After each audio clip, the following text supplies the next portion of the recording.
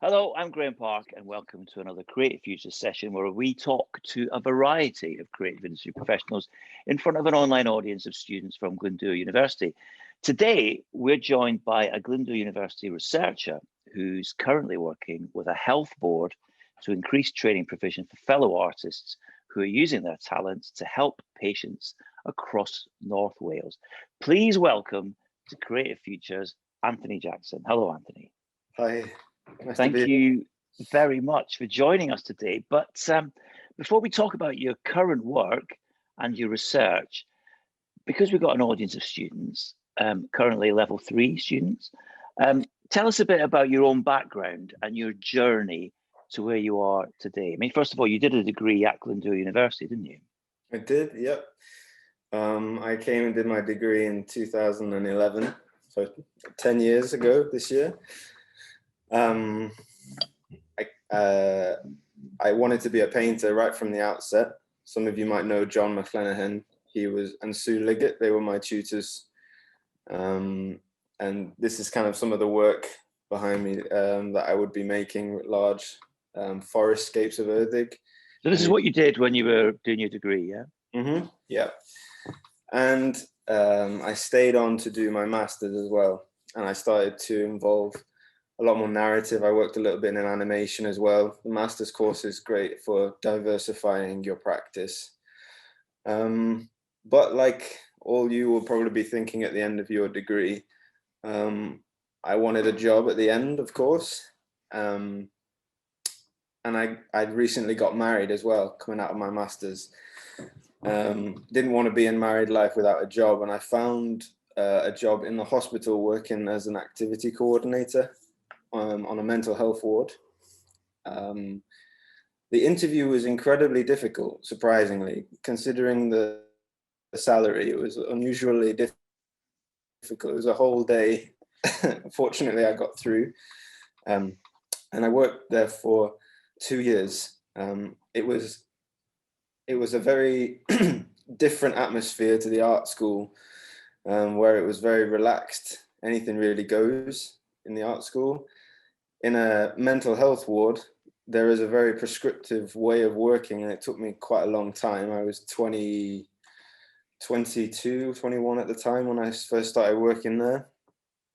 And it took me a long time to learn how to be a professional. Was it like a bit of a kind of shock to your system after spending three or 4 or 5 years at Glyndwr? Yeah, hugely. In the first few months, I mean, I used to go to work a little bit late, think it would be all right. I mean, that's what we used to do in the art school. You know, you'd go whenever you wanted, you'd stay till however late you wanted as well. That was quickly kicked out of me. There's also a certain way of being with people, which is very different in a hospital environment.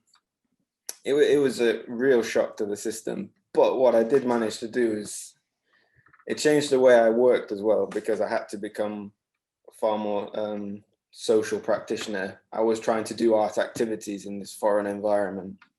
So we do things like mock exhibitions in the dining room on the ward. And we'd have patients going around and we'd talk about the work. We'd do art theory sessions. So I'd print out paintings and we'd talk about just what the people thought of them. But we'd also do much more generic things like bingo and quizzes and all the kind of things that you would expect, the stereotypical type of things. But tell me a bit about what drew you to apply for that job. Was it the fact that you thought I can be creative in this role? I will be honest, a lot of it was I needed work. Right, okay. But also the job was advertised as requiring quite a broad skill set, which I thought I had, being in an art school, and I also play a little bit of music and, you know, trying to be personable as well. So a lot of it was needing a job. I mean, everyone needs to work, but also it seemed to be a good job to go for as well, in that I could use some of the skills I'd acquired in art school, and I also wanted to work in some kind of help, in some kind of caring capacity. Some people have suggested art therapy, but I wasn't super keen on that. So I thought this would be a slightly useful segue, as well as being a good job. Let me ask you, you said you knew you wanted to be a painter. Yeah. Did you not think, right, now I've got my master's, I'm just going to paint and paint and paint and sell and sell, or try and get commissioned, or try and get an exhibition? Why did you think, no, I want to find a job where maybe I can do a bit of painting? Was that what you thought?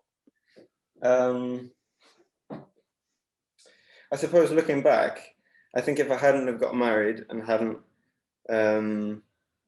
sort of had a more traditional family life kind of developing, I think I probably would have tried to slum it and not cared about salary too much and painted. And sometimes I think maybe I should have done that.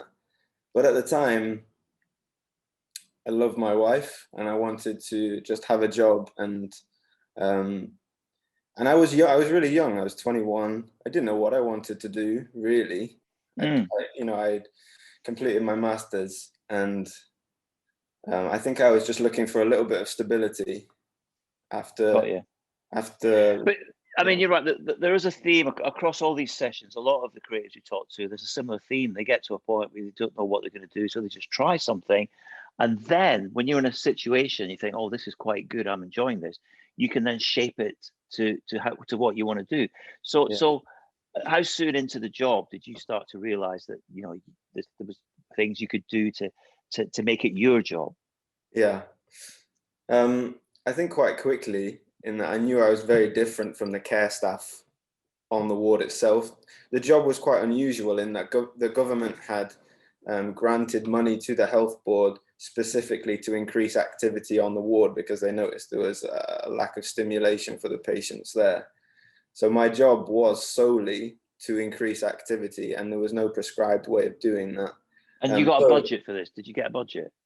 Yeah, kind of. It was about £60 a week. The health board's a strange system. There was a sort of a budget, but not really. But no, what I mean, was this a new job that had never existed before? So basically, you're working with proper healthcare professionals who are experienced with dealing with people with mental health issues, and in walks a painter, right, to do creative activities. Are they just like, oh, go and just get on with it? Did you have to kind of find your own path?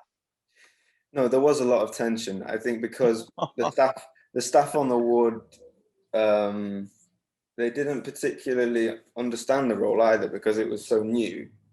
This has never existed before. So there was tension in that.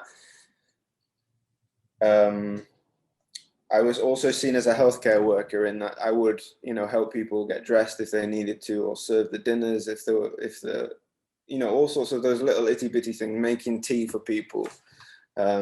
Those kind of things were also adopted into my role, not because they were there to be there, but because there was a kind of a camaraderie and everyone helped out. But there was also tension in I wanted to do some things, and perhaps there was a consensus that that's not the way things are done. So you're the newcomer. Working with some hardened mental health professionals who are set in their ways. Yeah. Well, I don't want to say set in their ways. They have a good way of working, because that's their role. Yeah. Experienced. Yeah. They know what they're doing. Yeah, and trying to do so people doing activities had already existed. So they would do things like bingo and quizzes just because maybe they had a little bit of time on their hands one day. But this new role was specifically about creating activity. So we'd have a weekly schedule of things booked in.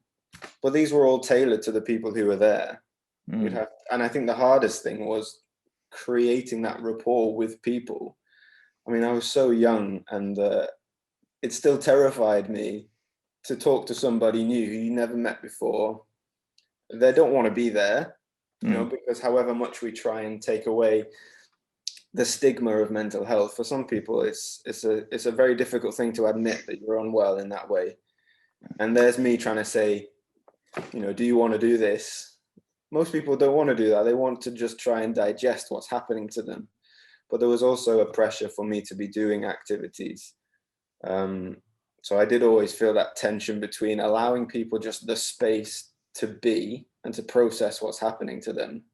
Okay, yeah. So you don't, right, you didn't take this job thinking, well, I've got a master's, I'm going to just be a bingo caller and play cards with people. So and you say you got this tension. How long did it take you to kind of, feel comfortable and start to shape things your way and start to gain respect and encouragement from your colleagues? Yeah, probably about 6 months in, I really felt like I knew what I was doing a little bit more. And that's a good question, Deborah. Yeah, it was about 6 months in when I knew what I was doing, and I could push the waters a little bit, and I could say, okay, how about we try it this way? And I also had a colleague with me, so there were two of us on the ward, which was quite helpful at times in creating kind of an atmosphere for engagement and also for discussing, because it could be quite difficult. I mean, obviously the nature of the ward, things come up that just don't happen in day-to-day life. So it was good to have someone to be able to work against. But quite quickly I was thinking, all right, there seems to be a pattern of activities that we do. How about we push the boat out a little bit? And I think that's where the art degree was really, really helpful for me, because it helped me to think in a different way, to approach things and say, why not see where it takes us? And I think that's the iterative approach of art practice, is make it reflect, make it again reflect. And when you're working with people, that adds a totally different dynamic to it, because you're working against what they want to do. Transferable skills in action there, basically. Yeah, exactly. Look, just address Deborah's point. She said if it was a secure ward, was it a secure ward? It was a secure ward in that you couldn't just leave if you wanted to, but it wasn't the highest security ward that was in the hospital. So patients were free to have visitors and go out with visitors. It depended also on the patient, on what. They used to have a term for it. I think I've forgotten all of the lingo. There's a certain way people talk it when you're working in a hospital. I forget what they call them, but yeah, it was secure. So, and how long were you there in that role? 2 years. 2 years or thereabouts. And by the end and did you see progress in that 2 year period? And did your colleagues tell you this? Yeah, well, they did. And I mean, they were very kind. People are very polite when you're leaving. But people did say lovely things that obviously I'm not going to go through them all. But for me, I felt like there was a cultural change. The biggest thing I wanted to get across when I was working there was that we didn't always have to be busy. We didn't always have to be doing a quiz, entertaining. I didn't feel like that was what we were there for. And relaxing into the role and letting the people dictate the way that the kind of activities we would do, I think was really, really important. Instead of planning a week, we planned it around the people and their interests. So we did things like we renovated the garden purely because we had quite a few gardeners there and it was something we wanted to do.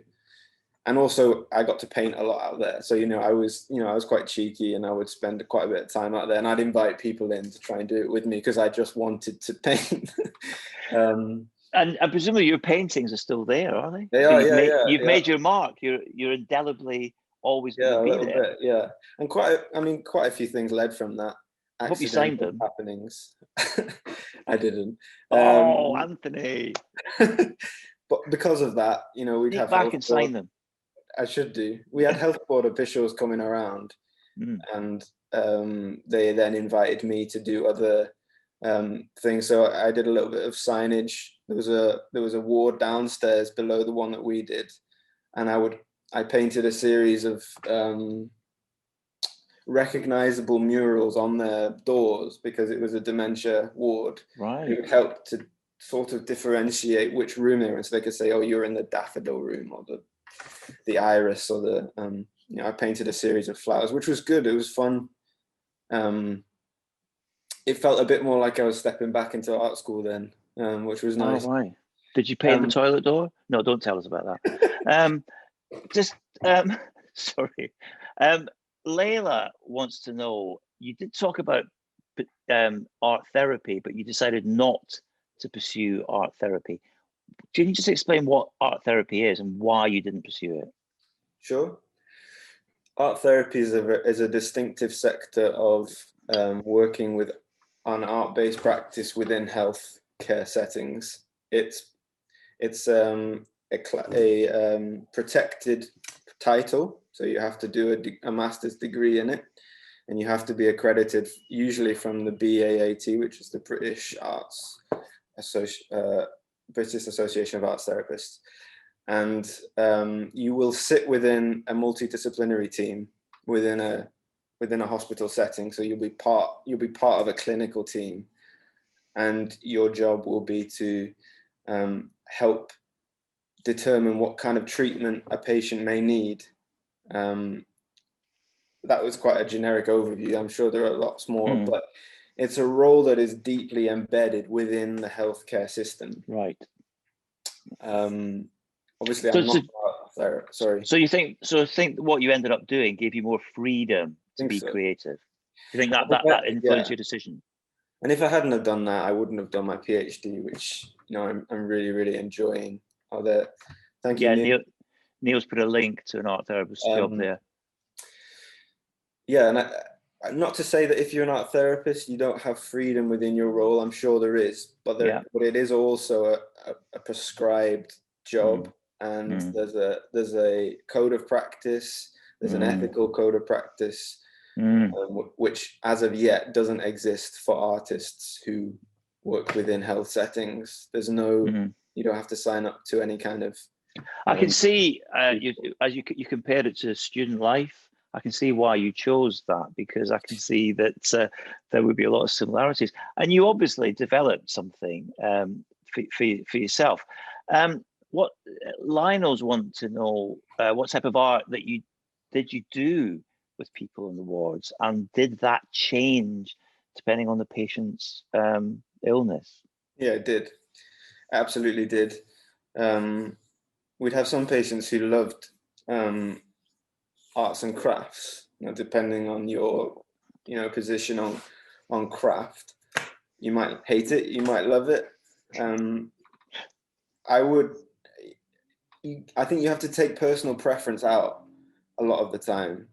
If people want to spend an hour or two knitting something for their grandchildren, and that is a way of helping them to sit and relax, I think it was more important for my role to sit alongside them and do that with them and facilitate and engage with the process that they wanted to do. So you learned to knit? No, I didn't. That was an example. Okay. I learned to do a lot of things from people. Okay. But then there were other people who wanted to do more high-end stuff, and we would, where facilities would allow, we would get canvases and paint and do things. And I did a lot of drawing exercises with people. It was really good. It was, looking back, it was a really good time.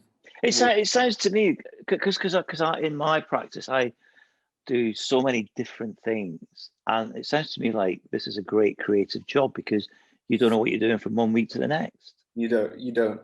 It is like that. So that appeals to me a lot. It is good. However, you are still a member of staff within a very, very difficult setting. And that's part of the reason why I left.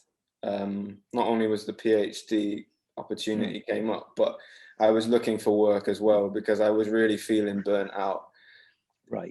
When you're working in a social practice, such as being an activity coordinator with people on a ward, there's a level of, intimacy with the patients, and you just get to know their lives. And it's really difficult, particularly mental health, particularly if patients lose capacity. And like you said at the beginning, didn't you want to just go and paint and do all of that? I actually took a week's holiday to make a children's book. I didn't take holiday. I was just so desperate to do something for myself, but didn't have the time, that I took a week's holiday to do that. So as great as it was to be free and creative, it was also a very, very hard setting.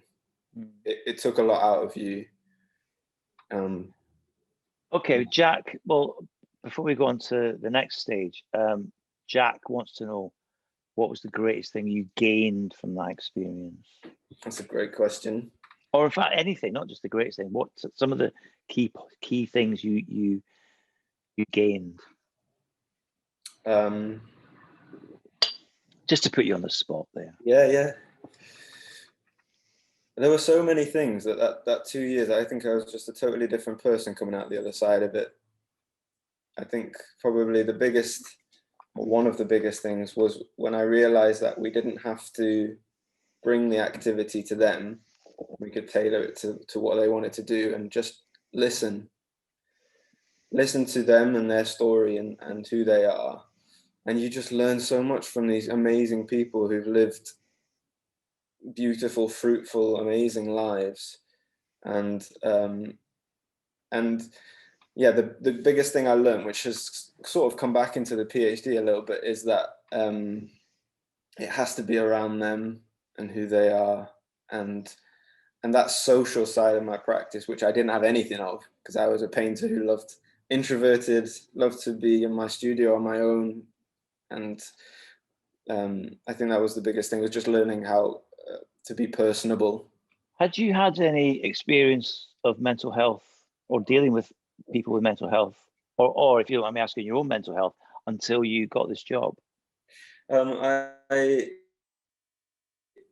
volunteered for a mental health charity, which on reflection obviously probably helped my application. Mm-hmm. They're called Haval. Recently, I think they've now changed their name, but at the time, and I volunteered, and I would do all sorts of bits and bobs for them. Some art, some murals. I mean, I think there's an assumption that if you're an artist, you automatically do murals. It just so happened that in my practice, I could do that. Okay. But I think there is an assumption in the general public. I even painted a beach scene in our office one time. You know, they paid me to do that. It's ridiculous, really.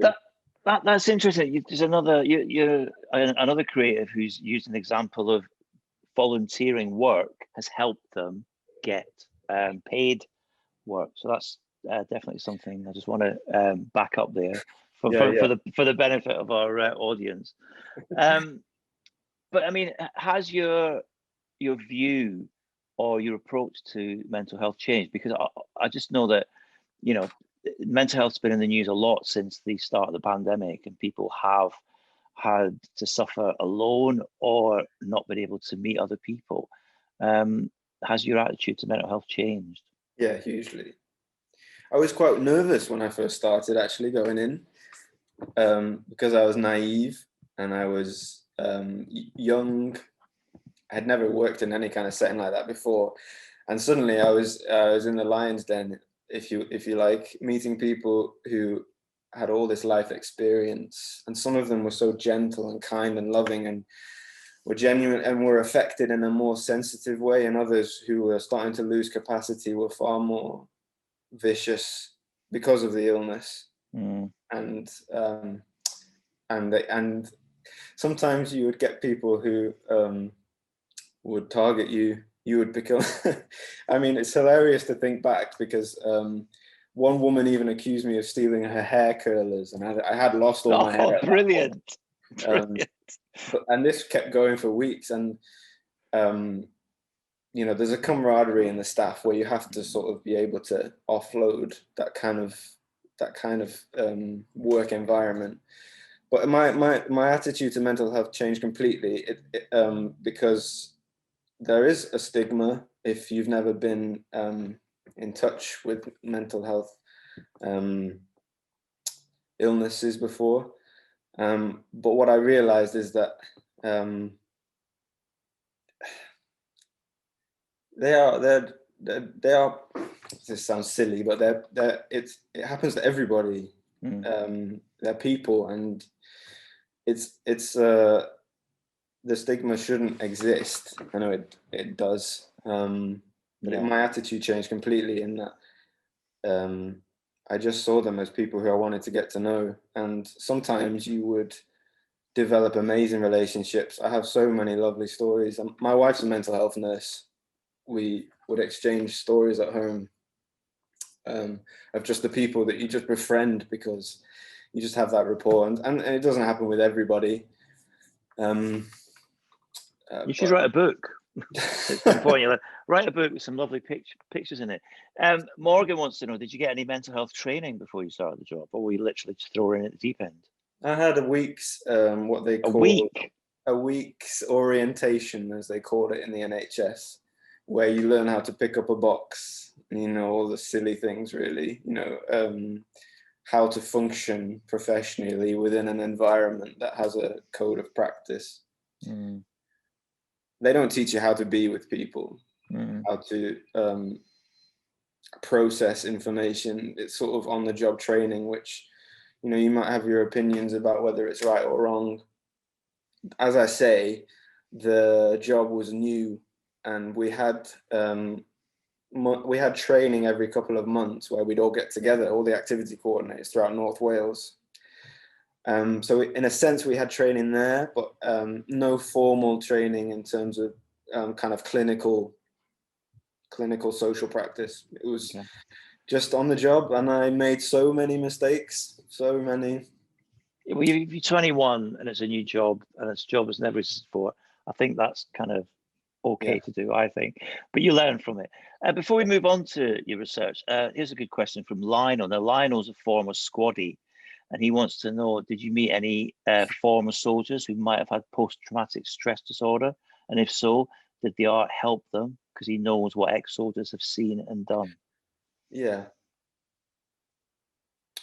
You put me on the spot now, trying to remember. I mean, I met hundreds of people, obviously. As for soldiers, I don't recall anyone. If I had, it would have been, we were an older person's ward, so it would have been World War II National Service era, not right, okay. But I think what your question is more alluding to is, did the artwork help? And I saw that so many times. But what I saw was that artwork wasn't what we assume it to be, which is a piece of paper and painting, or whatever it might, the kind of stereotypical, this is what engaging in an art workshop looks like. I realized that for some people, it was just being out in the garden that we had. We were very lucky to have a garden space. For some people, it was finding a book that they wanted to read all the time. Or I even set up a little film club, got a projector, we had a spare room, and we had film club every week, and we would watch films that they would remember, and we'd discuss them. And please tell me you didn't show One Flew Over the Cuckoo's Nest. I don't think we did, no. Okay. Yeah, I just got that. Yeah. All right, okay. So yeah, what I realized was that when we say art, or did the art help, we should have a very broad idea of what that means. If we say creativity, maybe that broadens it out a little bit. Yes, it would be a bit much, Jack, you're right. Okay, so tell us about the next step. You said you were there for 2 years. Did you leave to start your PhD? And tell us about that jump from employee to doing a PhD. And did your 2 years of experience of working with these patients help you or inspire you to do the PhD? Yeah, yes to all of those. It was a gradual. Apologies for all these noises, by the way. In my somebody at the door and somebody on the phone. Sorry, carry on. I can't hear them. It was a gradual step into the PhD. because I distinctly remember when I first saw the application. Excuse me. I took one of our patients to see his wife, who was in a care home. I was fortunate enough that we had a van and I could drive people places. So we went to see his wife, and I gave them some alone time, obviously. And I was sitting in the bench outside of her room, scrolling on Indeed, and I found this PhD, and suddenly kind of a light bulb came on, and I was like, maybe this 2 years has had a purpose, because it was described as an opportunity for research in training artists to work in healthcare settings. And I was kind of like, that's what I've been doing for 2 years. So I applied, put a lot of effort into the application, because it was the most obvious segue into something that, I wanted to do. So I put a lot of effort into the application, got an interview, and I had to sit in front of Alec. Some of you know Alec, and I had to sit in front of Suliga and a couple of members from the health board and give a presentation on what I would do. And I was fortunate enough to get it. That must have been quite nerve-wracking though, because yeah. On the one hand, you're like, yay, Alec, hey, Sue. And then it's like, oh, hang on, I've got to sell my idea to them. Yeah.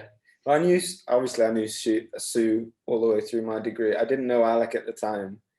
Thought he was very scary, actually. I still do. He's one of my supervisors. All right, okay. And I still get nervous when I'm trying to, just looks at you with this knowing look. It was nerve-wracking. But what I did was I used my experience from 2 years, and I think that was what sold it to the health board, was the fact that I had been a practicing artist, although my practice had changed quite considerably during those 2 years. That persuaded them into knowing that the research that I did would come from a certain perspective, which gave it an advantage to, say, a social scientist who was merely looking at behavioral qualities in the artists. So I actually started in February 2018, which seems forever ago, but because we were trying to apply for a mortgage at the time, and I needed my full-time job to get the mortgage, because if I told the mortgage supplier that if I was about to suddenly earn no money, they probably wouldn't have given it to us. So I had to work full-time for 7 months whilst doing the beginning of my PhD, which is madness looking back. I wouldn't recommend that. But, we got the house and everything, so it did work out. But that, when I realized I had the job, it was funny how it changed my work in the hospital. I suddenly became much freer, because not that I didn't care, but I knew that if the worst happened to happen, it didn't matter because I had something else lined up on the way. I mean, I obviously wasn't going to do anything stupid, but it gave me a freedom in that if staff were a little sort of didn't really think what I was doing was the right thing to be doing, it didn't matter so much to me anymore. I didn't really care as much as their opinion, because what I knew to be doing in my job that was right. It gave me so much freedom. It was very liberating. So to give us just a basic premise of what your research is and what your PhD is about. Sure. It started out as a research project trying to work out what training artists would need if they took their practice into a health setting. A health setting is not just a hospital, or it's a community. It can be in community environment. So it covered all kinds of health settings: hospice, day centers, care homes, etc. The impetus for the project was that the health board had seen that artists could be really good at what they did in their practice, but that didn't always translate into the health setting particularly well. So we were looking at what kind of training would they need to make a quality standard across the health board, because we've got artists working all the way across North Wales. That's what it started as, but research has a funny way of changing as it develops. And, we're looking at three and a bit years ahead now. And I've had to learn how to do a PhD, which has been very, very difficult. I didn't know how to do it at the start, and your supervisors give you all sorts of great books to read. But really, it's a trial and error, how I have found it to be. So now my research looks more as I've interviewed 9 artists, and I'm going to be interviewing them again in a week's time. And I've been trying to work out what their practice looks like, and how we can learn from them to train future artists. So this is where the MA in Arts and Health Glyndwr recently put together. My research has influenced that partly. Yeah, it's exciting. I love my PhD days when I get to do them. And do you? I mean, how are you paying for the PhD? Have you managed to get funding? Yeah, it is funded. Yeah, the health board pays for my tuition fees, but not for anything else. So I also work part-time. I actually work, the first job I took was at Premier Inn. I've always had to work alongside doing my PhD because I had no income. So I worked at Premier Inn as a chef. As a chef? I also... Well, hang on. Can you cook? Have you ever trained as a chef? Well... Oh, come on, it's Premier Inn. Is it just... It's Premier Inn. I don't want to discourage anyone. Here's a anyone. picture. Put this on a plate, yeah. It's... the oven does a lot of the work. That's all I'll say. Okay. Then I left and took a delivery driver's job at Papa John's. Okay. And I got crashed into, and that changed. And then I actually found a part-time job working for a community interest company who I still work for. They're called Same But Different. They're an arts organization. I probably should have mentioned this to you before, Graeme. I remembered last night. And I do graphic work for them, and also I do research for them. So I write reports, learning reports, and bid writing. So I successfully got £500,000 funding for the next few years with a few members of the team there. So the research side has come into it there. And I forget the question. Sorry. Don't worry. Well, yeah. So it was about funding. Have you got any? I'm pretty sure that the audience here, there are artists, there are people who are going to work in music, theatre, television, radio, and it's just a fact of life in the creative sector that you may have to go pitch for funding, whether it's a grant or support. Can you give any tips or advice for anyone who wants to go for funding? Yeah, I can. Because I hate doing it, and I've learned so much from doing it. It's a really great skill to have, but it's hard work if all you want to do is do the thing that you're applying for. I would say that the funders are interested in the story of what you're doing. They're not so much interested in how you're going to measure and evaluate and all those important things. They're interested in the heart of it, which is the story. So if you can find what we call in the research field the gap in knowledge, that's what you're always looking for. That's why you do all this research, all the literature reviews you might do and have done already, is you're looking for what is the new knowledge that we're trying to find out, and it always exists. We're always pursuing that. If you can evidence to funders that you've found that and that there's a problem that you're addressing, and particularly if you're working in community, if you can involve people, then you're going to be able to write a very convincing funding report. So the story is far more important than the grammar, all those peripherals. Yeah. So the gap in knowledge, that's a really good soundbite there. I think that'll stick in people's minds. Gap in knowledge. How do you go looking at research? Because obviously most of the people here are watching a level 3, and in almost at the end of level 3, in 2 years' time, they might well be doing their dissertations across all the creative sectors.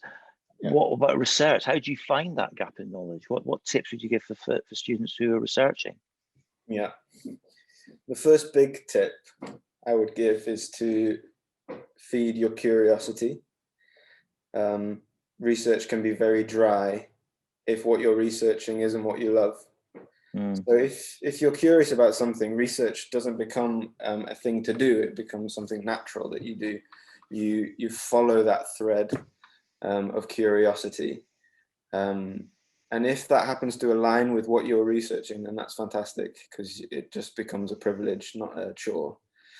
The second thing I would say is to really read around. So Google is a great resource, but it's a stepping stone resource. Well, that's a great piece of advice there, actually.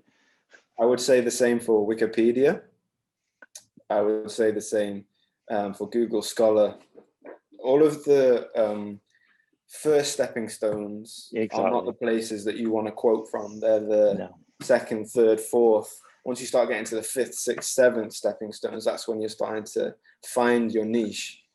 And you're starting to find the places where the gaps in knowledge exist. I'm writing this down: stepping stones to gaps in knowledge. I can make a lecture out of that. Don't worry, I'll credit you. But tell us about Glyndwr. You did a degree, you did a master's, and you're back for a PhD. Now, I know quite a few people. I've been working in higher education now since 2008, and I know people at a variety of institutions. And a lot of people will do their PhD at a different institution to their degree, or even their master's at a different institution. What is it about Glyndwr that's brought you back? And feel free to sell this amazing university that we're all part of. Yeah. There is quite a unique community here, and doing a PhD is a lot different to doing a BA or an MA. Doing a PhD can be quite an isolated journey, because you only have you and your supervisors directing you. I stayed in Wrexham because I have a family and we like the area. We like being close to Snowdonia, or at least within driving distance. We have a house, we have all the usual things that you might expect a family to have, and therefore moving and just uprooting isn't very easy. When the PhD opportunity came up, and when I knew it was Sue, it was just an opportunity that I grabbed, because Sue is such a personable and forgiving and empathetic tutor that I've learned so much from. And also, being part of the art school has become a privilege for me. So I should say part of the PhD is also being a GTA. So some of you I have taught on level 4. I can see Daniela, and I know Lionel, and we've had long discussions. So on fine art, I do teach a little bit. And that has been... Yeah, sorry, level 4. I said level 3 earlier. You're right, level 4, sorry. That has been... Because I have to wear numerous hats throughout the week, the hat that fits the best is my PhD GTA. I love the community here of teachers that we have, particularly when my other work outside of PhD GTA role gets very heavy, heady, difficult. It's just a privilege to work with other creative staff who all they want to do is facilitate a great learning environment for their students. And to be a part of that is a privilege. Working with Paul and Ali and John is just fun as well. Here's the big thing: being out in the real world after my MA from 2015. There's nowhere like an art school to learn and to work. Of course, there's professionality. Of course, there is, but it's also just a great, fun, creative environment, unlike any other. So I think art school is unique. It's a privilege to be in an art school, and I think you only appreciate that once you've left. Yeah, the old adage. How disciplined do you have to be with yourself to do a PhD? Oh gosh, now you're asking. Very. No, because as you said, it's very Very. different to doing an MA or a BA where you're working with other Yeah. people. Yeah, you have to be very privileged, and that's something I've had. Disciplined. Sorry, disciplined. Yeah. That's something that I've had to learn. You know, I've had 4 years of doing that, but I don't always get it right. Particularly COVID, man, that was hard working at home. Yeah, I was going to come to that, but now you mention it, let's say, how has a global pandemic and like various lockdowns throughout the UK and particularly harsh in Wales, how's that affected what you do? Directly to the PhD, I had to stop some of the research that I was collecting in the field. That had to stop. I also went part-time because my wife had to keep working at home as well, and we had to share caring duties for our children. So I had to sort of slow it down a little bit because it was getting too much. And then there's working at home, which I'm sure everyone here can empathize with. Working at home is very, very, very difficult for a variety of reasons, be it the people you live with, who you love, but you don't work with. And then there's the procrastination opportunities at home are far greater. Even if it's a good procrastination, like doing the dishes, it can still take you away from doing your work. It's so difficult, and I was so happy to come back to the art school because a PhD or any kind of research you do, even from level 4, requires a lot of headspace. It requires a lot of time to think things through, because it's not just a simple process job. It requires quite a lot of perspective, and you've got to keep your head free.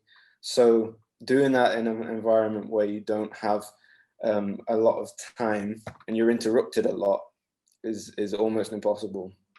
So I came back to the art school in about October last year to work just in the office on my own, which has just been a huge help. And so when do you plan to finish this PhD, and what do you hope to achieve once you've got it? In fact, when you're Dr. Jackson, won't that just confuse medical professionals because you'll be a doctor in a medical setting, but not a medical doctor? Oh my God, my head's going to explode. Yeah, I think the etiquette that I've seen so far is that you only use it in a conference where it's required. All right, okay. You would never admit to being a doctor on a plane when someone needed help, for example. No, but you would at check-in, though. Tell me, you would at check-in. That's personal choice. I don't think I would. For an upgrade, come on, for an upgrade, it works. I've seen it happen. Anyway, sorry, carry on. Tell us about what you hope to achieve with your PhD. I hope to teach in higher education. The level 4s on here are my guinea pigs as well. I've had to learn how to do that over the last 4 years. There's 2 pathways that hopefully will open up. One being within research in arts and health itself. I would like to continue doing the research because I really enjoy it. And what I've found out, I think, has significance for the field, which I hope to pursue. On the side of that, I would also like to teach. I think those 2 things do go together when you're working in a university. There's a requirement to have a certain research output, which I would enjoy doing both of them because I really enjoy teaching. And teaching a subject like art is really good fun. But I also would enjoy to continue the research. So somewhere in that field, I think. And do you still paint? You don't have time to paint. No, I don't. And I'm sure many people here could empathize if they have children and other responsibilities. Time encroaches on you. And I have ambitions for projects after the PhD is finished, books that I want to publish. I do paint and draw now and again, but it's not as prolific as it once was. Life gets in the way, right? It does. It does. And what advice would you give to the level 4 students here who are just coming up to the end of their first year, as someone who's done that journey? Now, admittedly, you didn't have a pandemic in the way, and I have to say hats off to all the students here who've come to university, many for the first time, and they've coped with lockdown really well with the online learning. But going forward, what advice would you give them when they approach level 5 and ultimately level 6, as someone who's done it? Yeah. Two things. Hopefully the two things that you'll remember. The first one is that we are a small community in Glyndwr, and we have a lot of time for you. So if you have a certain skill that you want to develop, or if you have any kind of avenue that you want to pursue, the tutors have the time to guide you through that, and be there with you through it, as well as your peers, which leads into the second one, which is to really appreciate where you are, because you will miss it when you're gone, or at least that was my experience. Once you have the liberation of being at art school taken away from you, it's sorely missed. Never again in your life, unless you are lucky enough to pursue this as a career and be successful, will you have the time and space to freely create what you want all the time, and to have people around you who will foster that creativity, whatever it might be in. So I would really dig deep with 2 years left. Level 4 is the year to make every mistake you can, because it doesn't go toward so much what you do at the end. So make as many mistakes as possible. And as you progress through art school, dig deep into this experience. The more you put in, the more you will get out of it. So any advice on working collaboratively? Because one thing I try and get across to the my creative future students from all across the creative sectors is, in life they will have to work with people from other disciplines and other backgrounds. I mean, you've obviously done a bit of that. Have you got any advice for collaborative working?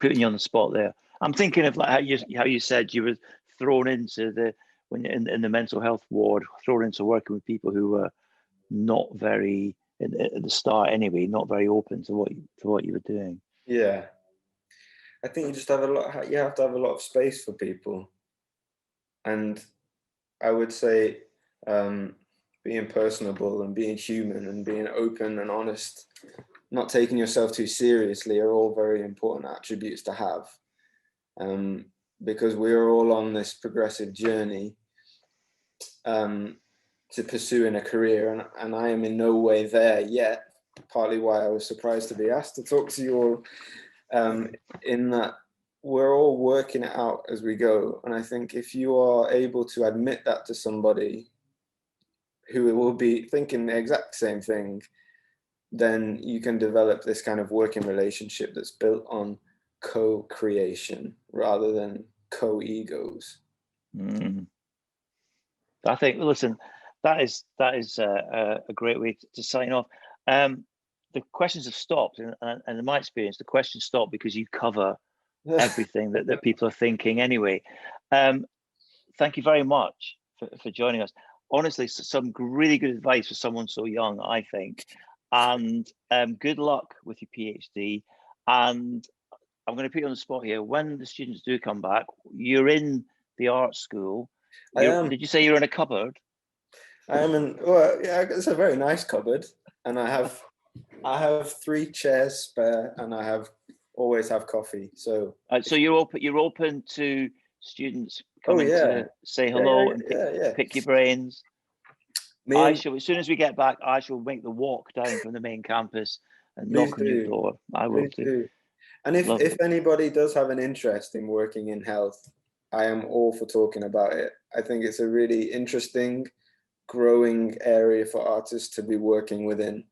And there is so much capacity and space for every kind of creative to be working in that area. So, as I said, chairs, coffee, and conversation. And because you are doing a PhD at Glyndwr, they'll be able to find you somewhere, either on Teams or via email. Brilliant. Anthony, thank you so much for joining us.